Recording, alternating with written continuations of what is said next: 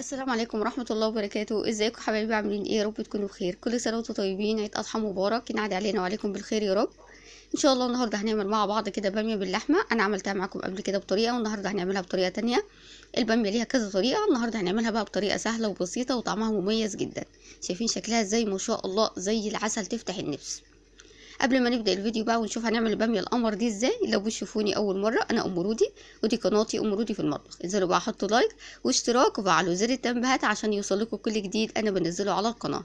نسمي الله ونصلي على الرسول عليه افضل الصلاه والسلام، ونبدا الفيديو بتاعنا ونشوف هنعمل الباميه القمر دي ازاي. يلا بينا. نسمي الله ونبدا. في حله على النار كده نزلت بمعلقه كبيره من السمنه، يعني معلقه محترمه كده. وبعد كده هبتدي انزل ببصلايه كبيره مفرومه ناعم وعليها رشه من الملح. هسيب البصلايه دي كده لحد ما تدبل كده. اهم حاجه البصلايه ما تاخدش لون، يعني عايزاها كده ني في ني. نشوح كده البصلايه مع السمنه ورشه الملح.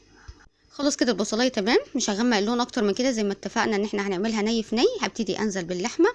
اللحمه دي طبعا انا سلقاها، بس مش سلقاها سلقه كامله، لان طبعا اللحمه هتكمل باقي السوا بتاعها مع الباميه. فعلشان كده سيبنا تركايه بسيطه كده احنا وبنسلقها عشان تكمل مع الباميه. بعد كده نص معلقه كبيره من الثوم المهروس، احنا عارفين طبعا ان الباميه بتحب الثوم.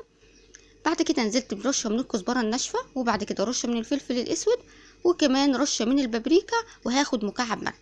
انت بقى عايزه تزودي او تنقصي من التوابل اللي احنا حاطينها زي ما تحبي. مكعب المرق ده تقدري تستغني عنه خالص وتستبدليه بملح.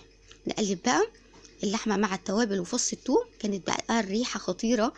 التوم طبعا مع التوابل ادوا ريحه رهيبه. ابتديت بقى اشوح اللحمه بقى مع الكلام الجميل ده كله.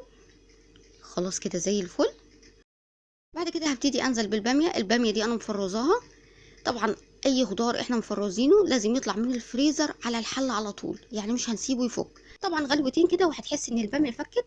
خلاص كده زي ما انتم شايفين. هبتدي انزل كده بفلفل، فلفل رومي، فلفل حار زي ما تحبي. تمام. انا طبعا مش بحب الحاجه الحاره، فابتديت ان انا انزل بفلفل رومي. بعد كده هننزل بعصير الطماطم، وهنسيبها بقى ايه لحد ما تتسبك. نقلبها تقليبه كده ونغطيها لحد ما تتسبك كلها كده مع بعض قبل ما نضيف الشوربه. خلاص كده اتسبكت وهبتدي اضيف الشوربه. مش هضيف شوربه كتير طبعا عشان الباميه بتاعتي انا متفرزه، فمش هتاخد سوا كتير. نقلبها تقليبه حلوه كده ونسيبها لحد ما تغلي، ونهدي عليها النار ونسيبها ايه لحد ما تستوي.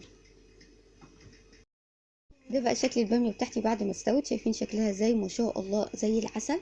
وبجد كان طعمها زي السكر. الباميه طبعا ليها كذا طريقه، بس بجد الطريقه دي تحفه. بجد هتجربيها ان شاء الله وتعجبك.